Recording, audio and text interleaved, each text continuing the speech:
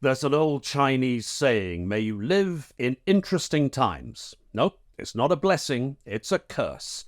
And for manufacturers, the last 3 years could not have been more interesting. You don't need me to spell that out for you. The question is, how have you been getting through them? How have you been helping the people you lead get through these tough times? And what have you changed in your business to protect and stabilize it? We've been talking to some manufacturing leaders to find out what qualities they believe they've either learned or were born with to help them through tough times, and what advice they can offer the rest of us. So, great leaders, are they born? Are they made? Or do they just rise to the occasion?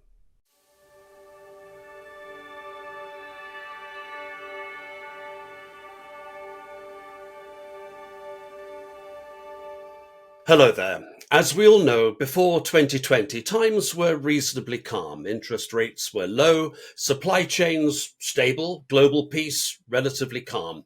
Q 2020 and the pandemic, Ukraine, energy price spikes, fractured supply chains, and leaders were forced to react and cope with all this turbulence. As always, I'm delighted to welcome Jonny Williamson to discuss all of this. Jonny, I suppose the very start of the pandemic saw the emergence of a leader who very much, to use a phrase I used a few minutes ago, rose to the occasion. Absolutely. I want to talk about the Ventilator Challenge UK, which was a crucial response to the COVID-19 pandemic, and it addressed the UK's acute shortage of ventilators. Launched in late March 2020 by the UK government, the initiative aimed to rapidly increase ventilator production through a consortium of largely manufacturing and engineering companies. It was spearheaded by the then CEO of High Value Manufacturing Catapult, Elsy. The consortium's efforts primarily focused on a device manufactured by Penlon, an Oxford-based SME, which usually produced 10 units a week with a workforce of around 40. So what the consortium achieved is nothing short of remarkable. They established 7 large-scale new manufacturing facilities and repurposed a further 2. They set up a parallel supply chain spanning 20 countries, sourcing a staggering 42 million different parts and components, and they recruited and trained 3,500 frontline assembly operatives. And the outcome? An astonishing 13,500 ventilator units delivered to the NHS in just 12 weeks, with peak production soaring to 400 devices a day. In my view, Ventilator Challenge UK is the epitome of what's possible through collaborative leadership, effective communication, adaptability, and a purpose-driven approach. We're just about to hear from Dick Elsy and, of course, other manufacturing leaders. But we also asked David Savage, who's a leadership coach, leadership expert. He runs a company called Manufacturing with Purpose, and he'll be adding his comments to what we're going to be hearing during the course of the programme. So let's start with Dick Elsy. To be honest, I volunteered because we're in a national emergency, and it felt very easy to volunteer at the time, given the position I was in. Having said that, putting the phone down and making the commitment to Michael Gove in front of a load of industrialists, there was a big gulp when I put the phone down. And yeah, it suddenly felt as if the whole world's eyes had swiveled round to look at Dick Elsy. So it felt pretty scary to start with. But that's when I can't do this on my own. I need some serious muscle and people I can trust. So I started phoning around and didn't have any trouble actually with the principal players of getting them on side. The selection of the initial consortium members, the real core, was very much people who I knew would be prepared to join me.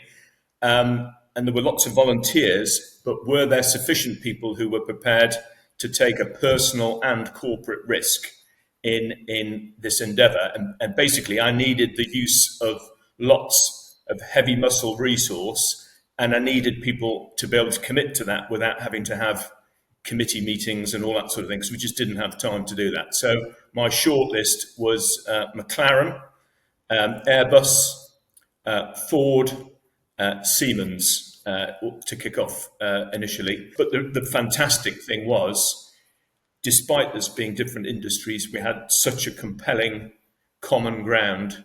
We spoke the same language and drove the same processes, even though they were on different time frames.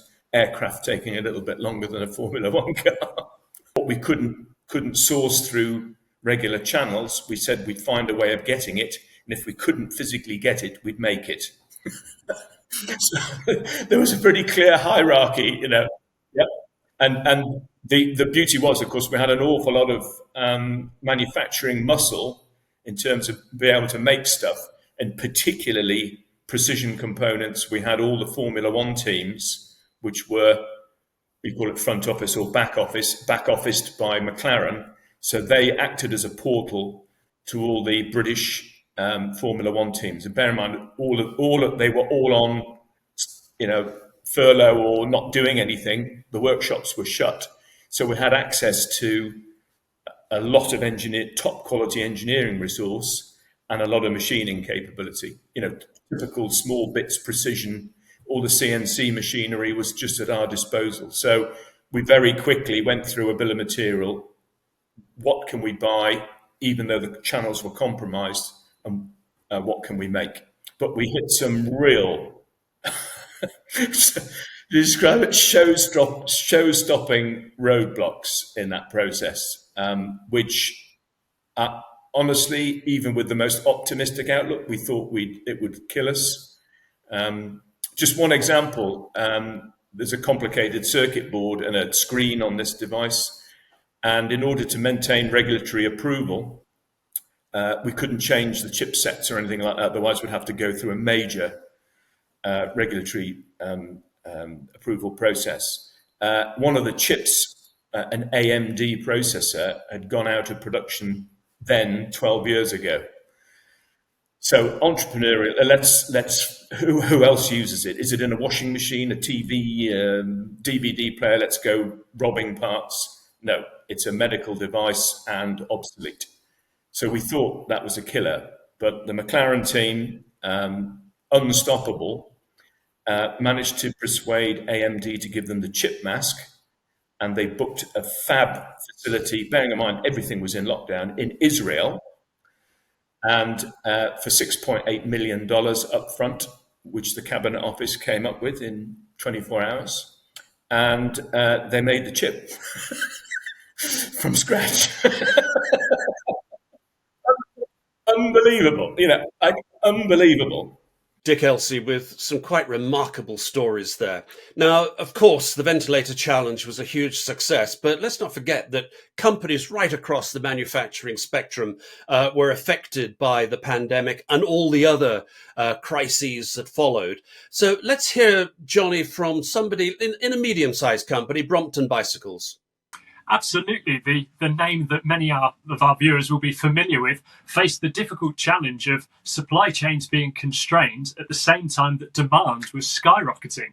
I think it's certainly been something of a learning curve, and we've had to bring the whole team with us. I think people like the stability of a clear direction and strategy, and that hasn't been something we've been able to hold on to in the lifelong 5-year plans that we might have done historically. It's been about being a dynamic leadership team and being able to cascade and communicate that quickly. So when the ship turns or the kind of macro environment moves, we've had to pivot quickly, and it's making sure everybody's realigned with that. Out of the back of COVID, we were chasing kind of huge capacity increases on a regular basis. That meant the whole team was driven and focused on that ability to create more within the factory and increase our cadence of output. And then that's pivoted as kind of the cost of living crisis, energy costs have reduced that demand into making sure we focus on our efficiencies and return to the kind of good practices of continuous improvement and the things that keep us kind of lean and able in the business environment. So it's about cascading that information quickly and making sure everyone's on the same page and we're all facing in the right direction, and you still don't have people aiming at the legacy tasks when you've moved on to new ones. We default to transparency. I think we are relatively open in our nature and relatively flat in our hierarchy. So, I'm walking the floor on a regular basis and everybody knows they can grab my ear and they're not afraid. So they'll ask, what's going on? What's the effect of Ukraine on our business? What's the effect of energy prices on our business? We also have Will, our CEO, doing regular video updates to the whole business. And, he couldn't keep a secret if his life depended on it. So he shares everything and he's kind of very open and transparent about that. that comes with, some pros and cons. As you say, you've got to manage morale within that environment. But I think every challenge can be kind of pivoted to an opportunity if you recognize where that sits. So it's about bringing the team along and saying, this is tough, but we have a way out. Come join us for it. And it's going to be very satisfying if we could, pull it off. It's about the kind of flatness of our hierarchy. It allows us to listen to kind of things recognized here, there, and everywhere, from guys on the line who are saying, why am I taking this out of this bag and putting this in another bag? I can, improve our sustainability by using this here. And there comes a sustainability benefit, a cost benefit, and all sorts of things, to a leadership team that's always kind of trying to recognize what the macro trends are and where we can realize some of the kind of global opportunity. An example of that being, we went into the pandemic with no direct-to-consumer e-com business. Now we have a product perfect for that, but we've always relied on a dealer or a distributor to help explain how a product works and get it into the hands of customers. But when they were all shut and we were still manufacturing, we quickly pivoted to close that gap by setting up our e-com platform. And we did that in a fairly kind of bootstrapped way in our first move. But that allowed us to learn quickly, fail quickly, and move that forward. So it's about not being afraid. It's about having a kind of culture that doesn't punish, trying and getting it wrong. Well, of course, Brompton Bicycles is a very significant company. It's got a global marketplace. It's got over 700 employees. I think their turnover is over 100 million in the last financial year, and they made over 90,000 bikes. I mean, that is a substantial company. But of course, 96% of the entire manufacturing sector in the UK is made up of SMEs. And of course, very much smaller SMEs. The leaders are far more invested in the success or failure of their company, often because they are personally deeply invested in them. Nick Russell of Dentchy Group, Jonny, I mean, he's got quite a different story to tell. Yeah, Dentchy Group may not be quite as familiar to viewers as Brompton Bicycles, but they're an engineering and manufacturing business that specialises in commercial battery systems, chargers and energy storage solutions. And Nick Russell faced a range of difficulties, as numerous SMEs did and indeed continue to grapple with. It was quite a challenging time. And if I look back over a kind of 10 or 20 year timeline, I guess we were probably had a false sense of security. It'd been a while. Even the financial crisis in 2008 hadn't impacted our industry too significantly. So, really it was trying to find other people going through the same sort of situation to, bounce ideas around about how you could solve some of the issues, but also just to find people that you could share the misery with, which was a positive experience because as a kind of owner of a business, you're very isolated at the top, but you soon connect with other people in similar situations, and you can have a drink, a laugh, a cry, or whatever, and that really helps. Characteristics of being at the top or a senior manager anyway in an organisation is that it's your job to deal with the ambiguity of the external environment, the ambiguity of the board of directors or whatever the kind of structure is that you're dealing with, and turn that ambiguity to something more certain for the people around you and the people that you're responsible for. So that's what I try to do. I try to put a brave face on. I try to focus on the kind of positive news that was in the environment. I encouraged everybody to kind of think positively, and also where possible to take the opportunity in terms of things being slower to focus on some of the improvement activities, for example, that may have fallen by the wayside in busier times. It's a really difficult situation because part of you wants to be transparent. You don't want to kind of gloss over the reality with people that you've got a trusted relationship with.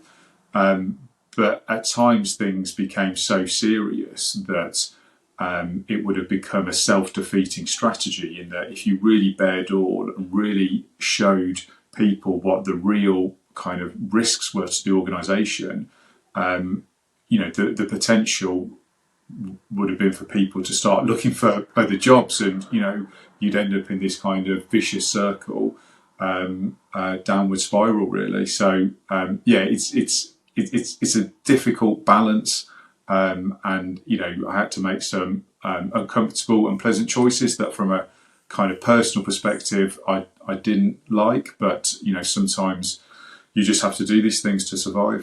We've been discussing that period before 2020, some call it the age of moderation, as if everything was on, everything was on easy street, that leaders didn't have to do much.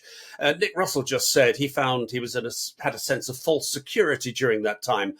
We've been talking to Juergen Maier about that, Jonny, and he's quite certain that, it may have been calm worldwide, but people still face challenges.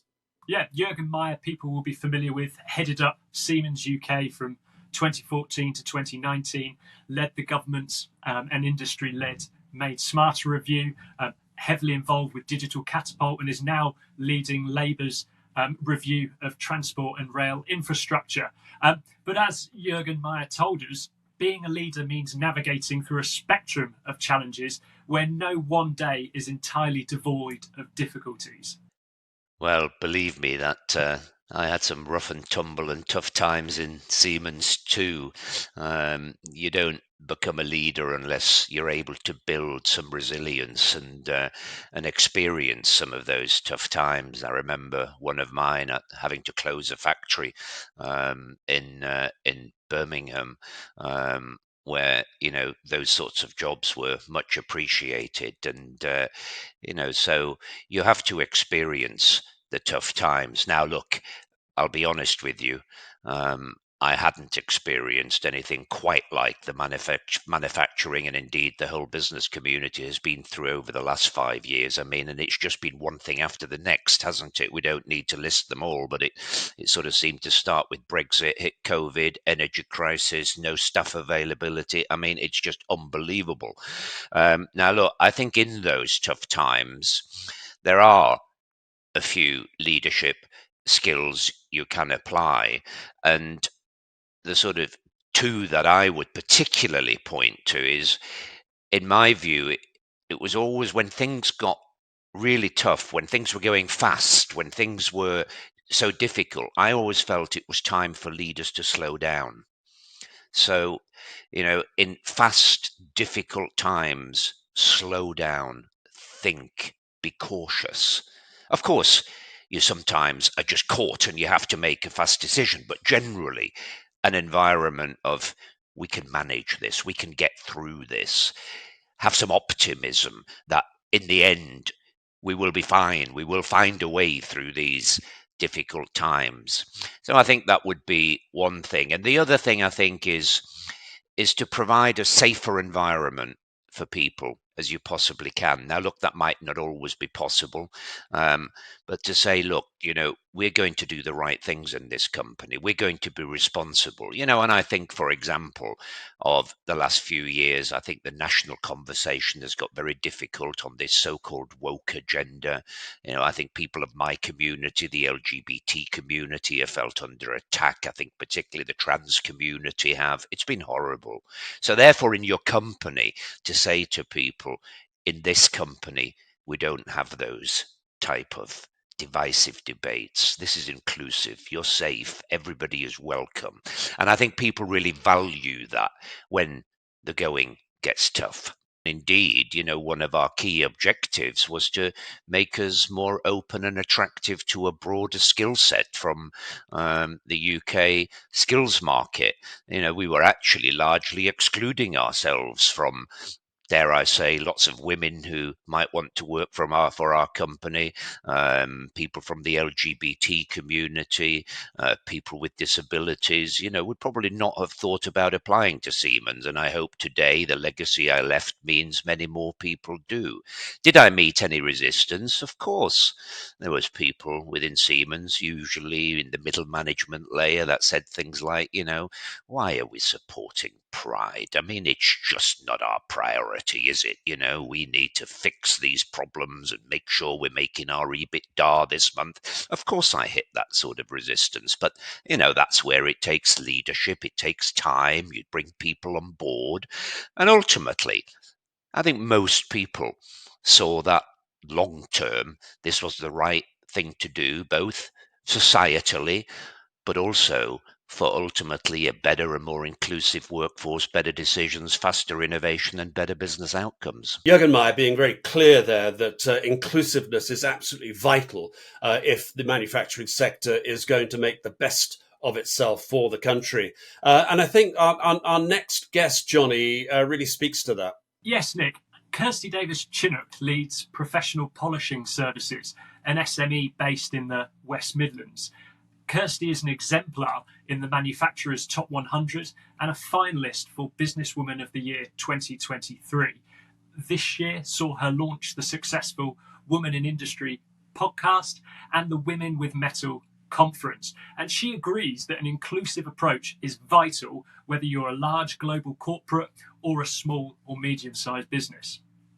When you look at the fact that it's difficult to recruit at the moment, you can't just recruit on the fact that you'll pay an extra £1 an hour or 10 grand a year or whatever it is to win the person. You've then got to keep them, and you need to keep them. And it's not necessarily through the salary package that you're giving them.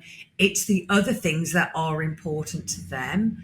And that might be flexible working, which you can do in manufacturing. I'm not talking hybrid that the media talks about, because most of that is not appropriate to most SMEs and manufacturers. But can we come in early next Friday because my son's in a school nativity play? Or can I leave early on a Tuesday by half an hour because my wife's hours have changed and I'll just start earlier half an hour another day? But all those things that SMEs have traditionally done with their team, we need to make sure that people we're trying to attract know that, and having the culture to support them. SMEs have been quite good at that. I mean, we've spent donkey's years trying to get rid of the them and us between production teams and non-production teams. That was very prevalent in the 80s. You know, if you did the real work in a factory environment, you were somehow seen as less than someone who wore a suit and tie. And it's taken time to get that out, but I would say that's out in all SMEs now. Fascinating observations from Kirsty there about the way expectations of leaders in manufacturing have changed over the last 30, 40 years or so. Let's hear from a succession of our guests now about what it takes to be a good leader. We're going to go back to Kirsty because I put it to her that women maybe have a different style of leadership than men. The answer I got back was not one that I'd expected. I'm probably the wrong person to ask because my leadership style is much more masculine than feminine. I'm very goal orientated. I'm very driven. I'm very focused. I do that. You know, I do have soft skills. Every human being has soft skills. Mine are not at the forefront as much as perhaps other women's.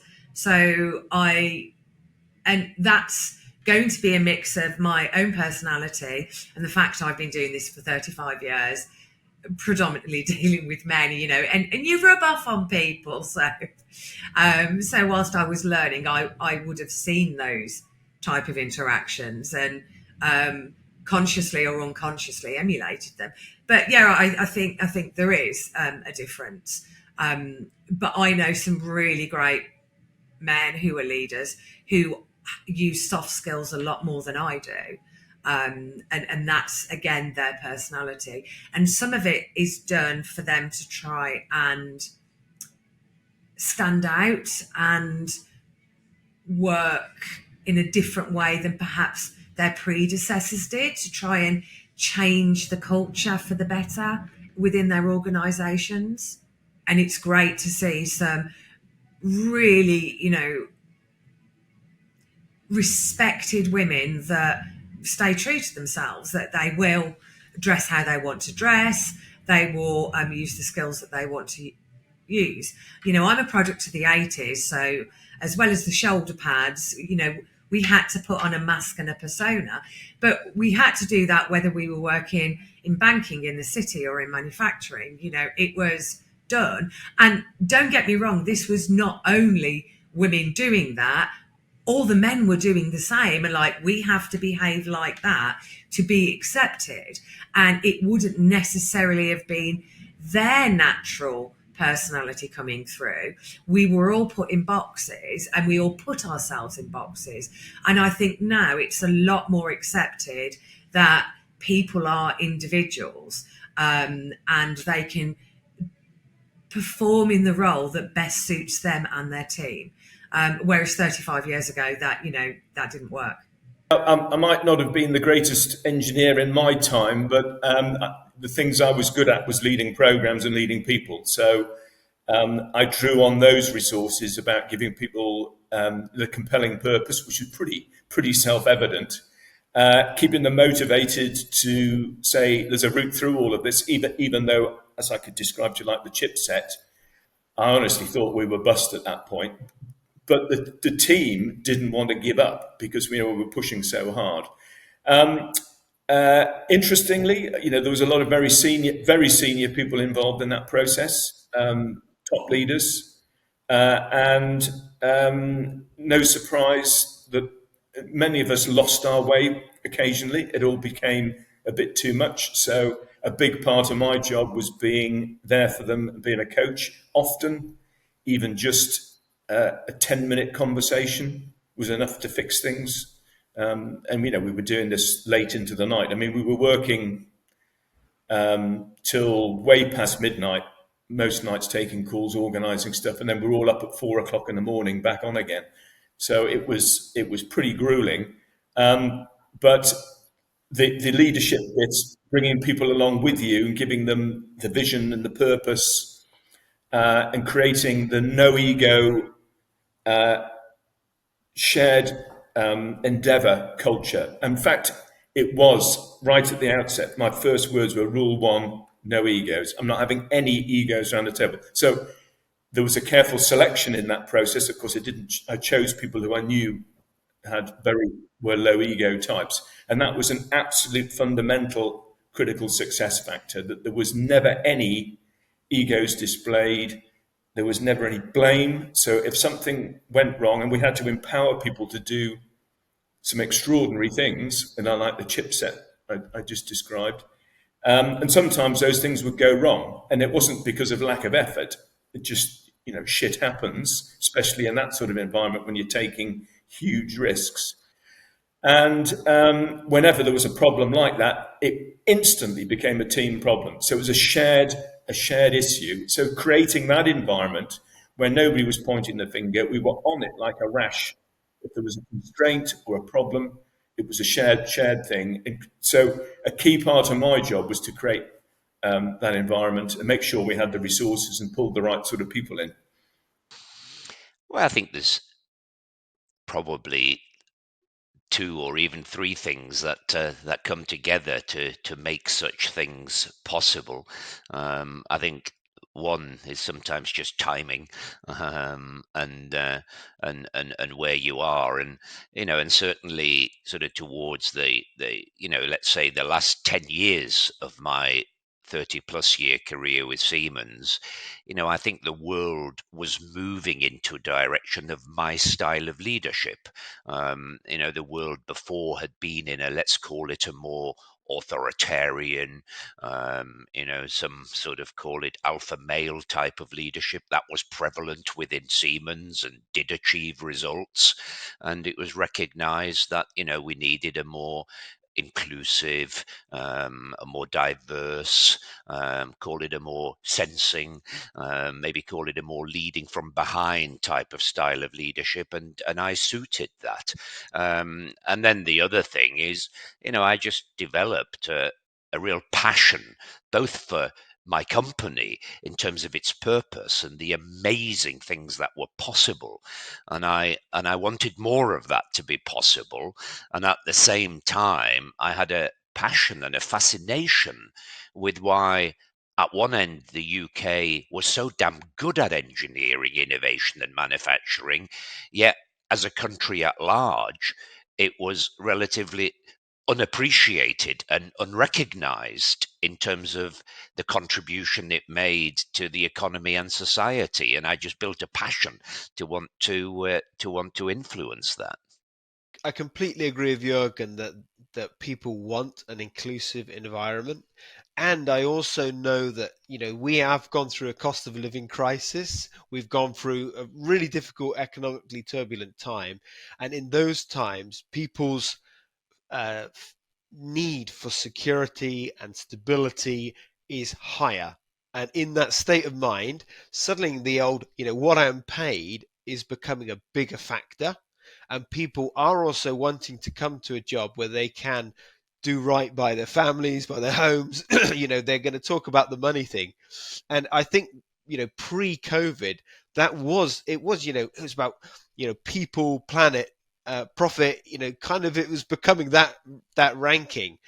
So I would say, although I've got, I see a very small, I haven't got big data on this, but anecdotally, I sense that, profit is becoming a factor. And I think it's good that we have a healthy, we can talk about that stuff in a good way. Not everyone comes to work that it's like a family. I think that is true. People do come to work. My work is a job, and I will socialize outside of work, and that needs to work for them.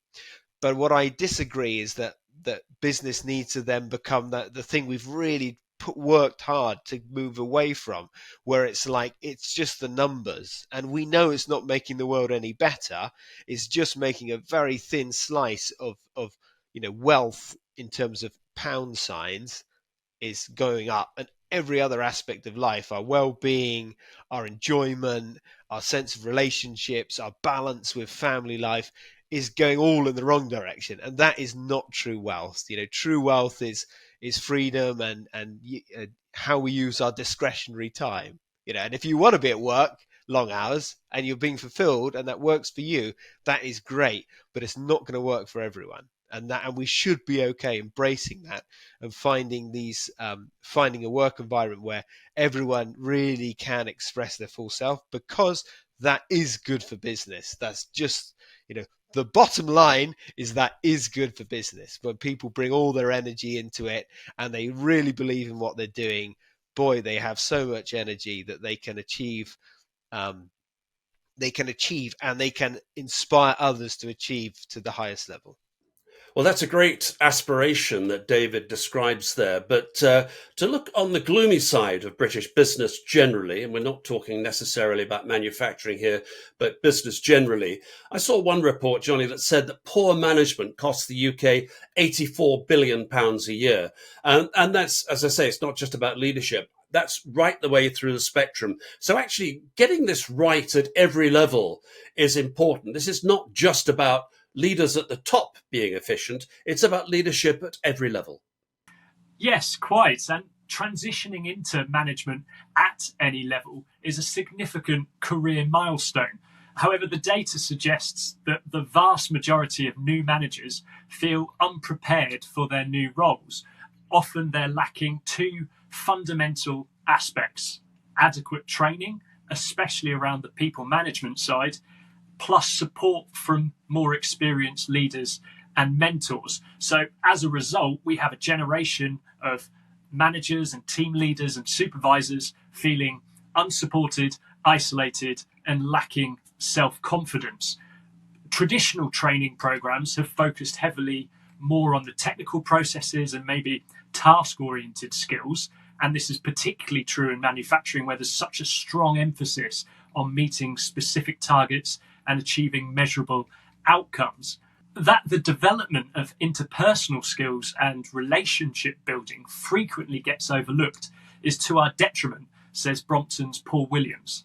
I do think kind of people and relationships are something that gets forgotten in the kind of training out to manufacturing leaders. I think we can all find the lean principles and the negotiating principles that in theory get you the best deal. But, wait till things go south and you'll find what really matters. And I think the last few years have taught us that maintaining good relationships, being fair, and being a good customer are all critical to kind of having a long-term outcome. And we've stood by our suppliers and they've stood by us. And, a lot of those relationships go back over 20 years and they've paid the benefit in the last couple. Talking from a personal point of view, what I've been privileged to see is the capability and the capacity of my team to kind of dynamically manage themselves. I think it's allowed me to keep my head up, horizon scanning, looking for those risks in the knowledge that, they are within the kind of daily executable, hugely dynamic and capable. So I think it's been able to kind of look at that full structure of the business and know that we're well supported in every area. Like every business, when you have that pulse of something that has to come off the line, it can feel like a huge pressure. But when you've got a great team looking after that, it allows you to look down the road and go, well, what's the thing that could fall over? And then kind of, engage and communicate those risks to the team such that they're ready and prepared as and when those present themselves. This is really interesting because it talks to what actually motivates people. One of the key drivers, Dan Pink's drive, he talks about autonomy, mastery, and purpose. So when you give people a lot of autonomy, they also increase their engagement and their energy. So they become masters of their own destiny. They run it like a startup. They have that kind of same energy. It's a great idea. It's to create hit squads and teams which have a very single-minded mission, but then also to make sure that they come back to the mothership, and they also benefit from wider dissemination of their ideas, so that it is actually robust. So it's that ability to go into a very focused team, empowered team, but then also to bring it back to the mothership so it gets critiqued in a good way. David Savage talking there about the mothership, of course, a place of safety. But when you're an SME, things are far from safe, particularly if you're a leader heavily personally invested in the success or failure of your business.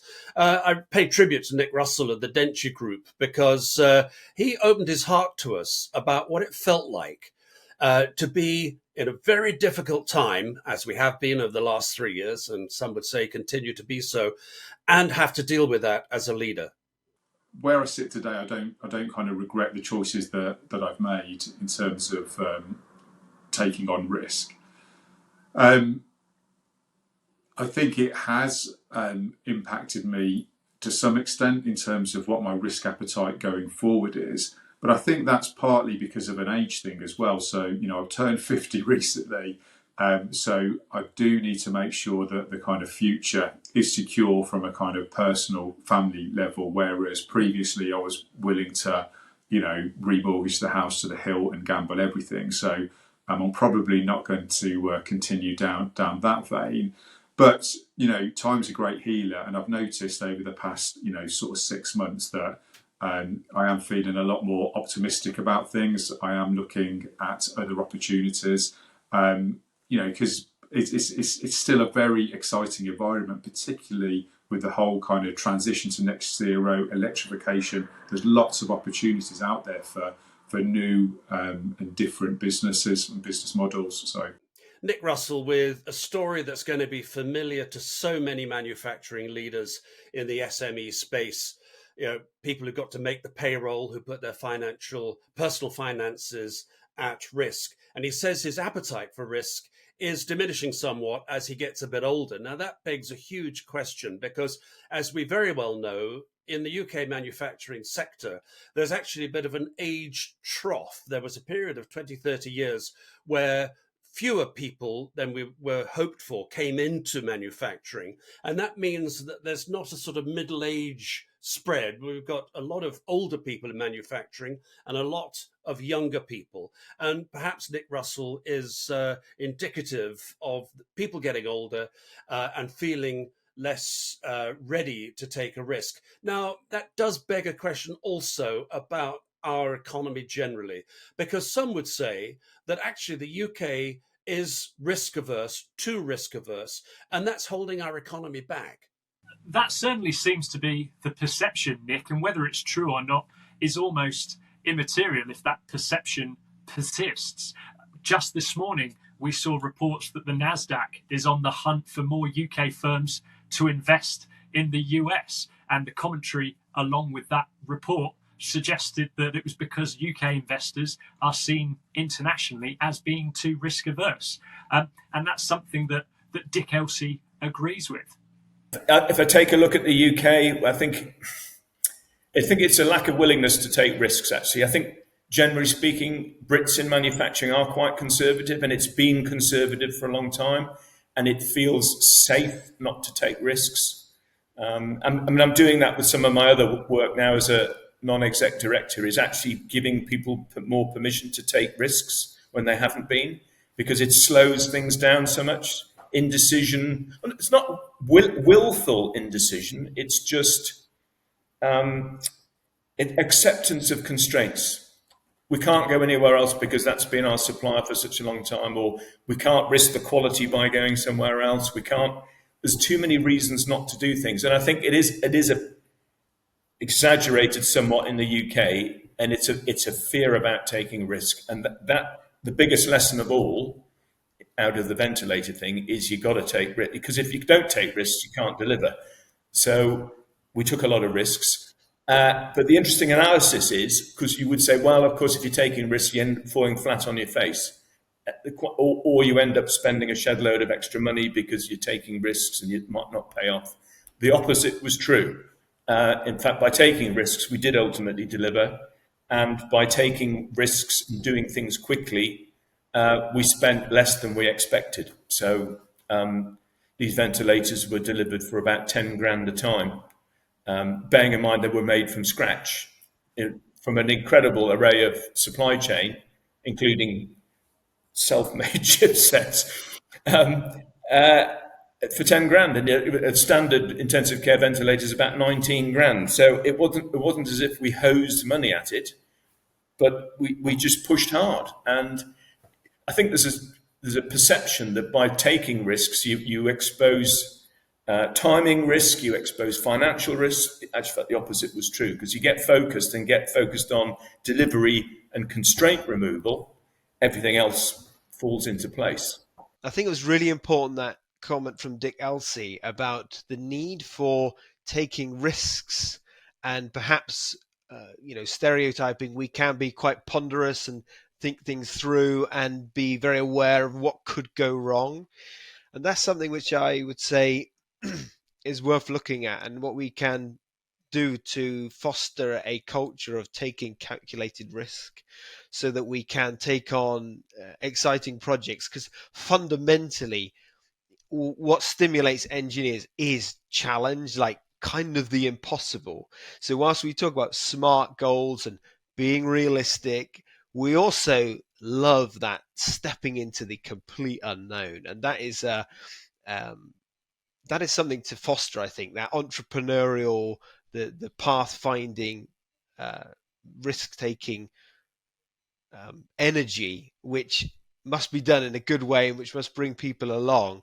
And yet it can be, someone needs to dare to think big, and that is inspiring.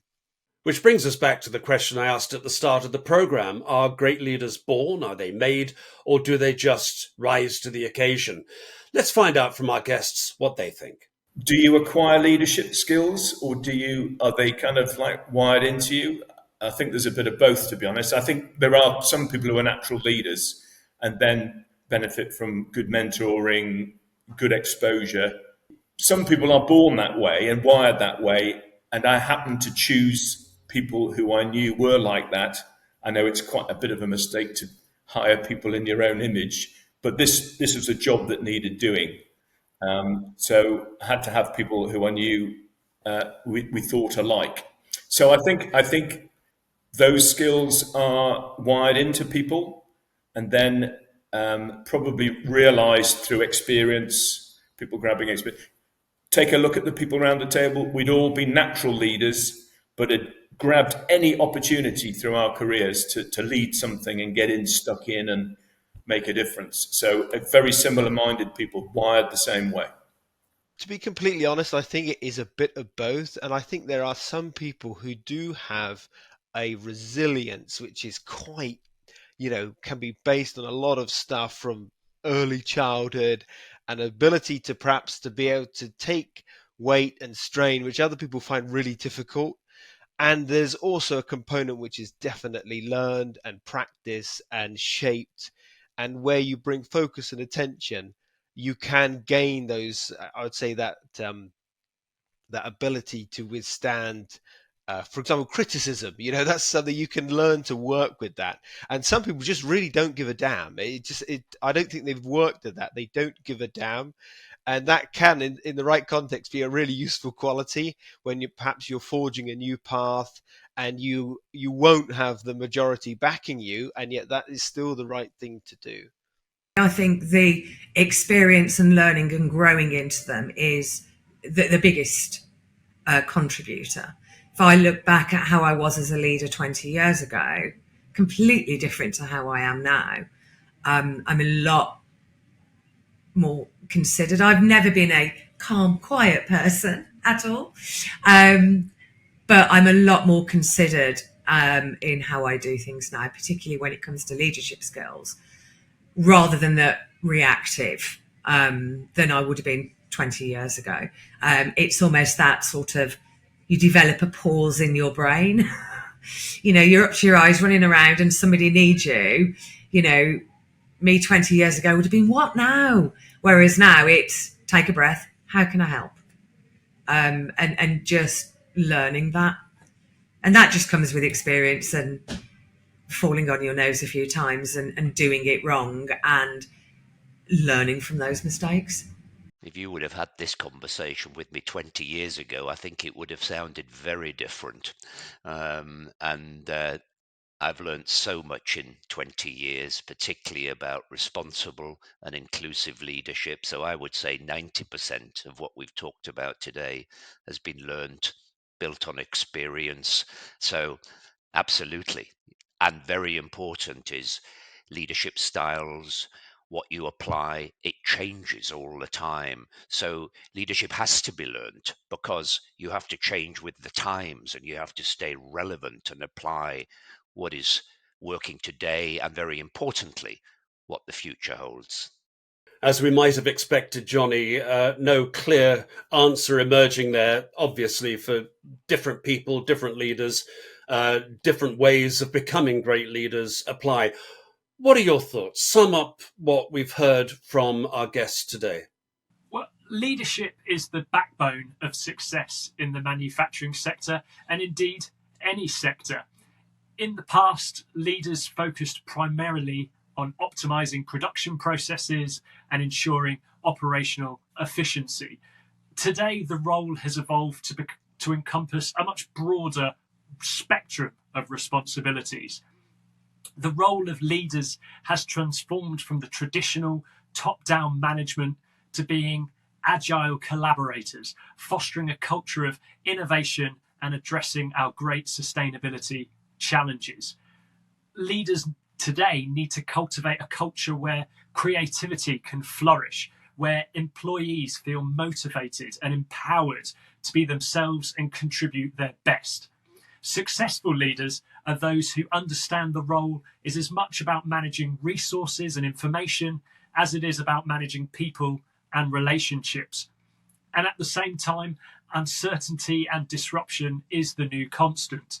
Leaders must find a way to embrace ambiguity, to navigate this ever-changing landscape and champion agile decision-making. It's my belief that the future of this great sector will be defined by those leaders able to balance tradition with innovation, operational excellence with worker empowerment, and can respond to the unforeseen with agility. Well, Jonny, so say all of us. A great wrap-up of what we've heard today. Hope you at home watching this have enjoyed this and enjoyed what our guests had to say. From me and Jonny, thank you for being with us and see you next time.